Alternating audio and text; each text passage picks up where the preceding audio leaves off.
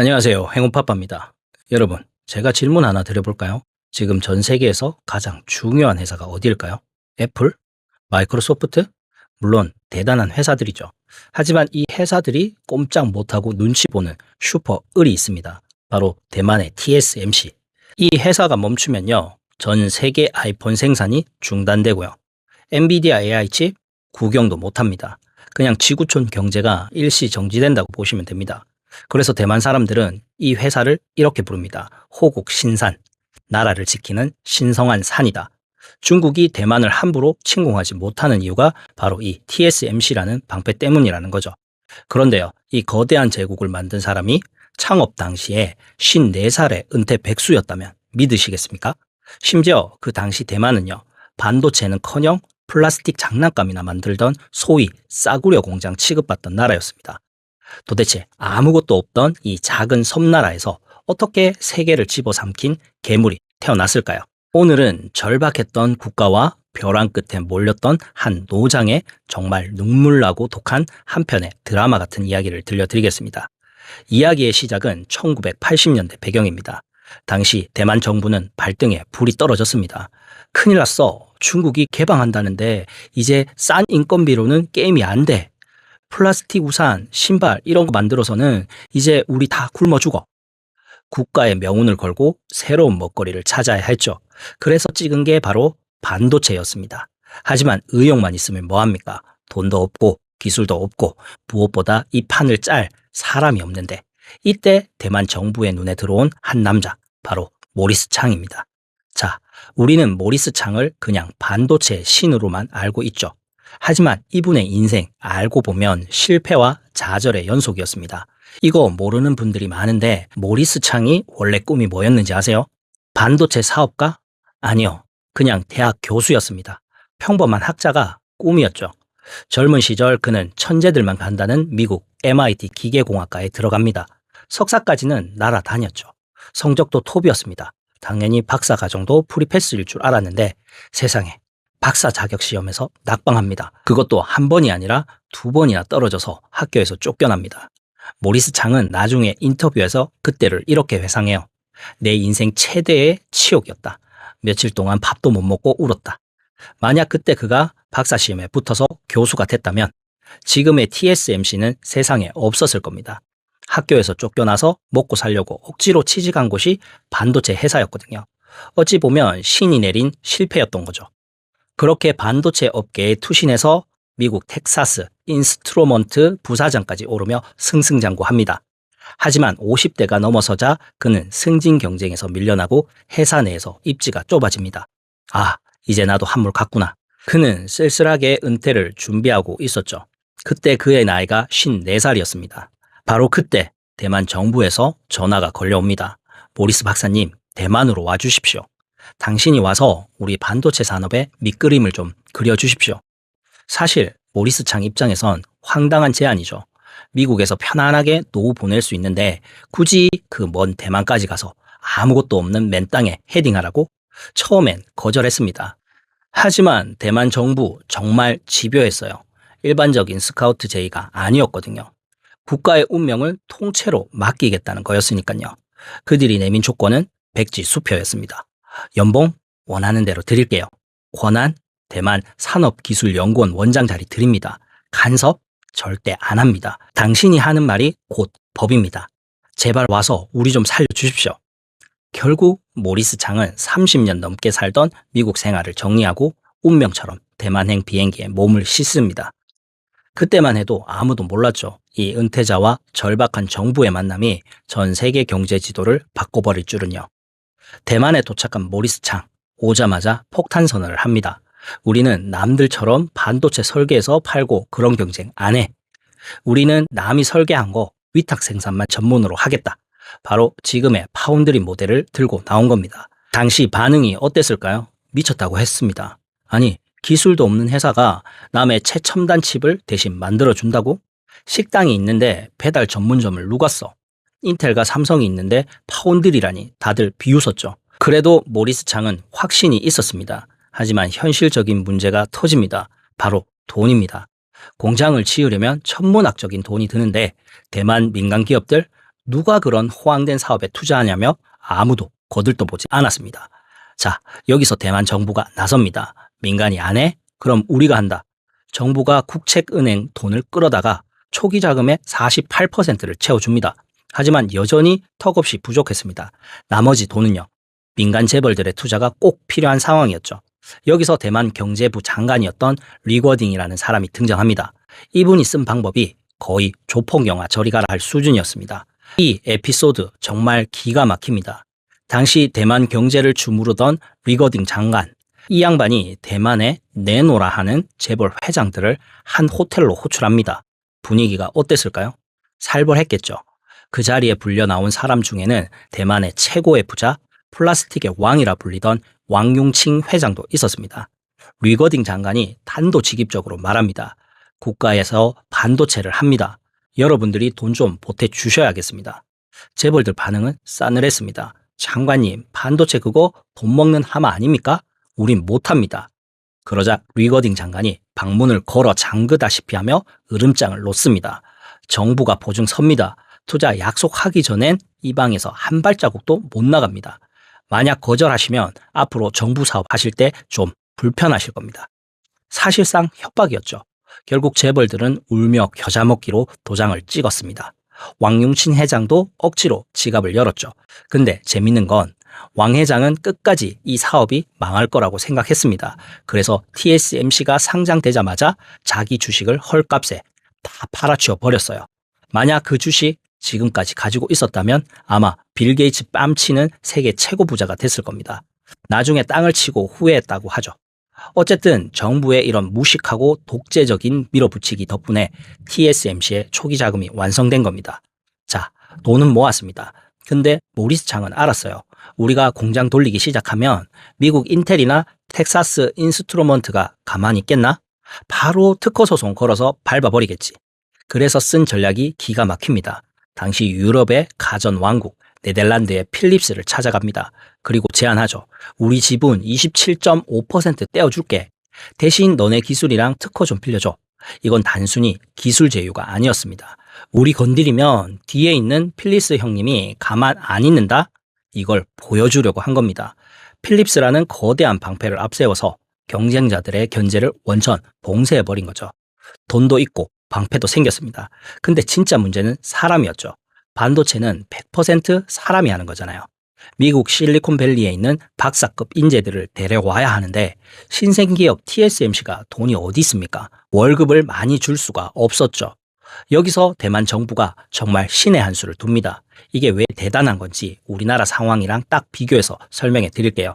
이거 들으시면 직장인분들 아마 배가 좀 아프실 겁니다.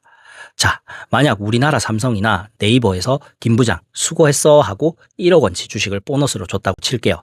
기분 좋아 소리 지르겠죠. 근데 국세청이 바로 달려옵니다. 김 부장 1억 벌었네? 세금 내야지 하고 시장 가격 1억 원 그대로 세금을 때립니다. 연봉 높은 분들은 거의 절반 5천만 원 가까이 내야 해요. 그럼 김 부장은 어떻게 합니까? 당장 현금 5천만 원이 없잖아요. 결국 세금 내려고 받은 주식 도로 시장에 다 팔아야 합니다. 주식을 오래 갖고 있을 수가 없는 구조죠. 그래서 우리나라 임직원들은 스톡옵션 받으면 행사에서 팔기 바쁜 겁니다. 그런데 당시 대만은 완전히 달랐습니다. 1억 원짜리 주식을 받아도 정부가 이렇게 말합니다. 에이, 주식 종이에 적힌 원래 액면가는 100원이네. 우리는 100원에 대해서만 세금 거둘게. 기가 막히죠. 시장 가격은 1억인데 세금은 100원어치만 내라는 겁니다. 사실상 세금이 0원이죠. 직원들이 눈이 뒤집힙니다. 와, 세금 낼 걱정 없네? 그럼 굳이 지금 안 팔지. 이거 묵혀두면 나중에 회장님처럼 수십억 부자 되겠네? 이 확신이 생기는 겁니다. 그러니 미국에서 잘 나가던 박사들이 짐 싸서 대만으로 옵니다.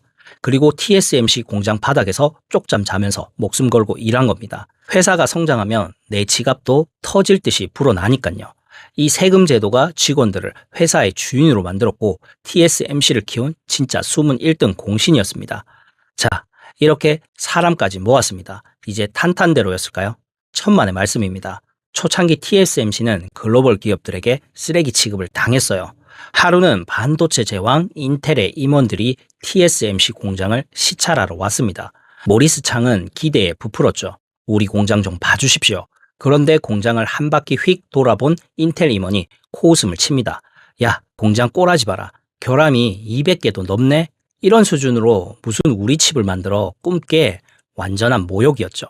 보통 사장님들이라면 자존심이 상해서 화를 냈거나 포기했을 텐데 모리스 창은 달랐어요. 그 굴욕을 꾹 참고 직원들을 모읍니다. 그리고 이렇게 말하죠. 인텔 말이 맞아. 다 뜯어 고치자. 모리스 창은 변명하지 않았어요. 그날부터 공장을 말 그대로 갈아엎기 시작합니다. 직원들을 닥달하는 게 아니라 시스템을 뜯어 고쳤죠. 그리고 불과 몇 주 만에 인텔이 지적했던 200여 개의 결함을 전부 제로로 만들어 버립니다. 다시 시찰 나온 인텔 임원들 눈이 희둥그레집니다. 아니, 이게 몇 주 만에 가능한 수치야? 이 독한 놈들 봐라. 결국 인텔은 TSMC의 기술력을 인정하고 첫 도장을 찍어줍니다. 이 사건이 TSMC의 DNA를 바꿔놓았습니다. 품질의 타협은 없다. 오늘날 애플이 아이폰 칩을 전량 맡기는 그 광적인 품질의 시초가 바로 이때였습니다. 자, TSMC가 성장한 또 하나의 비결, 바로 떡잎을 알아보는 눈입니다. 이 이야기 요즘 제일 핫한 분이 등장합니다. 바로 엔비디아의 젠슨 황. 1990년대 젠슨 황은 30살의 새파란 청년이었습니다. 엔비디아 직원 몇 명 없는 구멍가게였죠. 칩을 만들고 싶은데 돈이 없어서 지푸라기 잡는 심정으로 모리스 창에게 편지를 씁니다. 회장님, 저희가 돈은 없지만 기술은 확실합니다. 제발 칩 좀 만들어 주세요. 당시 TSMC는 이미 거물급 회사였습니다. 이런 잡동사니 같은 편지 비서선에서 쓰레기통으로 갈 뻔했죠. 그런데 모리스 창이 이 편지를 읽습니다. 그리고는 직접 사무실 전화기를 듭니다. 따르르릉. 엔비디아 사무실이 시끄러웠나 봐요. 젠슨 황이 전화 받더니 갑자기 직원들에게 고함을 칩니다. 야, 다들 조용히 해. 모리스 창이 전화를 했단 말이야. 모리스 창이 딱 한마디 합니다. 자네 아이디어 아주 흥미롭군. 내가 만들어 주겠네. 다들 의아해 했죠. 회장님, 저런 듣보잡 회사랑 왜 거래를 합니까? 하지만 모리스 창은 꿰뚫어 본 겁니다. 앞으로는 컴퓨터가 아니라 그래픽 카드, GPU의 시대가 온다. 저 젊은 친구가 그 판을 흔들 거야. 그 예측 정확했죠. 지금 엔비디아 시가총액이 얼마입니까?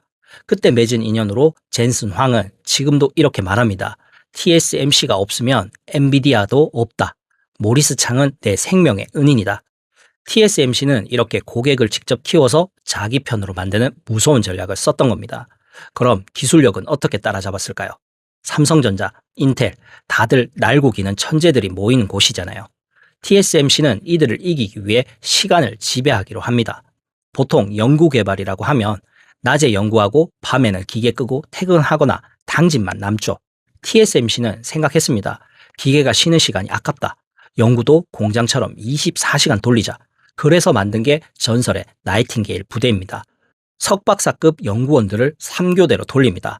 아침 팀이 연구하다가 여기까지 했습니다 하고 넘겨주면 오후 팀이 받아서 하고 새벽 팀이 받아서 밤새 연구하고 마치 개주 경기하듯이 바통 터치를 하는 겁니다. 생각해보세요. 경쟁사가 하루 8시간 연구할 때 TSMC는 하루 24시간을 풀로 돌립니다.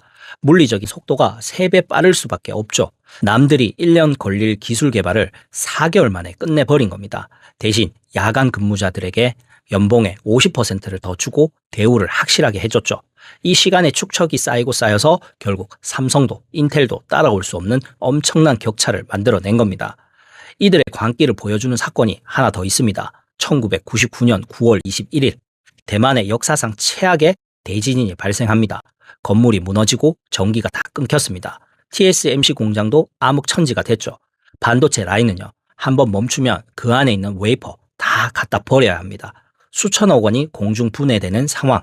보통 사람들이라면 가족 챙기느라 바쁘고 도망가기 바빴을 텐데 TSMC 직원들은 어땠을까요? 여진이 계속돼서 땅이 흔들리는데 직원들이 택시 타고 오토바이 타고 공장으로 뛰어 들어옵니다. 내 라인은 내가 지킨다. 전기가 없으니까 협력업체 사장들한테 전화를 돌립니다. 트럭에 비상 발전기 싣고 무조건 와. 돈은 달란 대로 줄게. 그렇게 전 직원이 달라붙어서 지진 발생 단 3일 만에 공장 가동률 90%를 회복합니다. 이걸 지켜본 미국, 일본 고객사들이 경악을 금치 못했죠. 와, 저 독한 놈들한테 맡기면 전쟁이 나도 물건은 확실히 받겠다. 품질이 아니라 목숨 걸고 약속 지키는 저 태도를 믿자. 이게 바로 TSMC가 구축한 신뢰의 장벽입니다. 기술 좀 좋다고 넘을 수 있는 벽이 아니었던 거죠. 이렇게 신뢰를 쌓아 올린 TSMC에게도 넘어야 할 거대한 산이 있었습니다. 바로 대한민국의 삼성전자. 2010년대 초반 스마트폰 전쟁이 시작되면서 애플의 아이폰 칩 물량을 두고 삼성과 TSMC가 맞붙습니다. 기술력? 당시엔 삼성이 더 앞서 있다는 평가도 많았습니다. 하지만 TSMC에게는 삼성에겐 없는 강력한 무기가 하나 있었습니다. 바로 우리는 고객과 경쟁하지 않는다라는 모리스 창의 철학입니다. 삼성은 아이폰 칩도 만들었지만 동시에 갤럭시라는 아이폰의 가장 큰 경쟁자를 만들잖아요. 애플 입장에선 이게 항상 찝찝한 겁니다. 야, 우리가 칩 설계도 삼성한테 주면 쟤네가 그거 뺏겨서 갤럭시로 쓰는 거 아니야? 이런 의심을 지울 수가 없었죠. 여기서 TSMC가 회심의 일격을 날립니다. 이름하여 비밀벙커 전략. 애플팀을 대만으로 초대합니다. 그리고 공장 안에 있는 연구소 한 층을 통째로 비워줍니다. 여기 앞으로 너네 땅이야. 그냥 방 하나 내준 게 아닙니다. 아예 벽을 치고 보안 시스템을 따로 깔아서 TSMC 직원이라도 허가받은 사람 아니면 절대 출입 금지. 애플 엔지니어들이 거기서 먹고 자고 하면서 자기 집처럼 쓰게 해줬습니다. 완벽한 원팀 시스템을 만들어 준 겁니다. 애플이 감동했을까요? 안 했을까요? 완전히 넘어갔죠. 와, 비밀을 지켜주려고 자기네 회사 안에 남의 나라 영토를 만들어주네? 결국 애플은 삼성과의 거래를 끊고 아이폰의 두뇌인 AP칩 전량을 TSMC에게 몰아줍니다. 이게 바로 TSMC가 세계 1위 왕자를 굳히게 된 결정적인 사건, 애플의 선택입니다. 그런데 TSMC가 항상 승승장구만 했을까요? 위기도 있었습니다. 2005년 모리스 창이 74세의 나이로 이제 쉴 때가 됐다며 은퇴를 선언합니다. 그리고 전문 경영인에게 회사를 맡겼죠. 그런데 2008년 전 세계를 강타한 글로벌 금융위기가 터집니다. 반도체 주문이 뚝 끊기고 회사가 적자로 돌아섭니다. 당시 CEO는 겁을 먹었죠. 그래서 내린 결정이 직원들을 자르자였습니다. 수백 명의 직원을 정리해고해 버립니다. 해고된 직원들이 모리스 창의 집 앞으로 찾아가 텐트를 치고 시위를 합니다. 회장님, 저희가 밤새워 일했는데 헌신짝처럼 버려졌습니다. 이 소식을 들은 모리스 창, 은퇴 생활을 즐기다 말고 대노합니다. TSMC의 가장 큰 자산은 사람인데 사람을 잘라? 결국 그는 78세의 나이에 지팡이를 짚고 다시 회사로 복귀합니다. 복귀하자마자 그가 내린 첫 번째 지시는 충격적이었습니다. 해고된 직원 전원 복직시켜. 그리고 두 번째 지시, 우리는 투자를 줄이지 않아. 역대 최대 규모로 돈을 쏟아 부어. 주주들이 난리가 났죠. 영감님이 노망나셨나? 지금 불경기라 다 망하게 생겼는데 투자를 늘려? 다들 미친 짓이라고 했습니다. 하지만 모리스 창 뚝심 있게 밀어붙였습니다. 불경기는 언젠가 끝나. 그때를 위해 지금 공장을 지어놔야 해. 결과는 어떻게 됐을까요? 2년 뒤 거짓말처럼 경기가 풀리고 스마트폰 붐이 폭발했습니다. 다른 회사들은 그제야 부랴부랴 공장 짓는다고 난리칠 때 이미 공장을 빵빵하게 지어놓은 TSMC가 전 세계 주문을 싹쓸이합니다. 혼자서 시장을 다 먹어버린 거죠. 78세 할아버지의 해안이 회사를 구한 겁니다. 자, 이제 이야기가 현재로 돌아옵니다. 그렇게 30년을 쉼없이 달려온 결과 TSMC는 이제 단순한 기업이 아닙니다. 대만의 안보를 책임지는 실리콘 방패가 되었습니다. 미국 바이든, 트럼프 서로 못 잡아먹어서 안달이었지만 딱 하나 의견이 같은 게 있었습니다. 대만 TSMC는 무조건 지켜야 한다. 중국 시진핑 주석도 대만 침공을 망설이는 가장 큰 이유 중 하나가 미사일 쏘면 TSMC 공장 다 부서지는데 그럼 우리 중국 경제도 마비된다는 계산 때문이라고 하죠. 반도체 공장 하나가 핵무기보다 더 강력한 억지력이 된 겁니다. 정말 대단하지 않습니까? 자, 오늘의 긴 이야기의 끝을 맺어보겠습니다. 54세 은퇴 백수와 플라스틱 공장 만들던 가난한 나라, 이 둘이 만나서 세계 1위 기업을 만든 비결, 이제 좀 감이 오시나요? 단순히 운이 좋아서? 아니면 모리스 창 혼자 잘나서? 절대 아닙니다. 정부의 미친 뒷받침이 있었습니다. 돈은 우리가 댈게. 규제는 다 풀어줄게. 너희는 기술만 개발해. 이 무식할 정도로 화끈한 지원, 그리고 시스템으로 만든 인재들의 헌신이 있었습니다. 세금 영원이라는 파격적인 당근을 줘서 엘리트들이 딴 생각 안 하고 연구에만 미치게 만든 그 디테일, 리더에 흔들리지 않는 뚝심이 있었습니다. 불황에도 투자를 늘리고 고객의 신뢰를 얻기 위해선 목숨까지 걸었던 그 태도, 이 3박자가 기가 막히게 맞아떨어진 결과물이 바로 TSMC입니다. 자, 이제 고개를 돌려 우리 대한민국을 한번 볼까요? 우리도 삼성전자, SK하이닉스 정말 자랑스러운 기업들이 있죠. 하지만 냉정하게 한번 자문해 봅시다. 우리는 지금 제2의 삼성, 제2의 TSMC를 키울 준비가 되어 있습니까? 지금 우리 엔지니어들 어떻습니까? 주식 보너스 받으면 세금 내느라 팔기 바쁘고 공부 좀 한다 하면 너도 나도 의대 가겠다고 줄 서고 있습니다. 기업이 공장 하나 지으려고 하면 규제 도장 받는 데만 몇 년이 걸리고 전기 끌어오고 물 끌어오는데 온갖 반대에 부딪힙니다. 대만은 절박함이 있었습니다. 반도체 아니면 우리 다 죽는다는 그 절박함이 정부, 기업, 국민을 하나로 묶었습니다. 지금 우리에겐 그 절박함이 남아있을까요? 아니면 우린 이미 선진국이야 라는 안도감에 취해 있는 건 아닐까요? 여러분, 농사로 치면 대만은 황무지를 옥토로 바꾸고 물기를 내고 거름을 줘서 거대한 나무가 자랄 수밖에 없는 토양을 만든 겁니다. 반면 우리는 씨앗만 뿌려놓고 야, 왜 빨리 안 자라냐 하고 다그치고 있는 건 아닌지 곰곰이 생각해 볼 때입니다.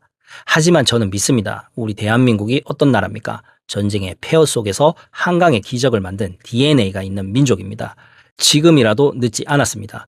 정부는 기업의 발목에 채워진 족쇄를 과감하게 풀어주고 기업은 눈앞의 이익보다 기술과 사람에게 투자하고 우리는 그 도전을 응원해주는 문화가 만들어진다면 언젠가 우리 땅에서도 TSMC를 뛰어넘는 대한민국을 먹여 살릴 새로운 호국 신산이 탄생할 거라 확신합니다. 그날을 기대하며 오늘 이야기를 마치겠습니다. 54세 은퇴자의 위대한 도전, 그리고 국가의 운명을 바꾼 TSMC 이야기. 오늘 이야기는 여기까지입니다. 다음에도 세상의 이슈를 쉽고 재밌게 풀어드리겠습니다. 영상이 유익하셨다면 좋아요, 구독, 알림 설정으로 함께 해주세요. 저는 이슈와 이슈 채널의 행운 파파였습니다. 감사합니다.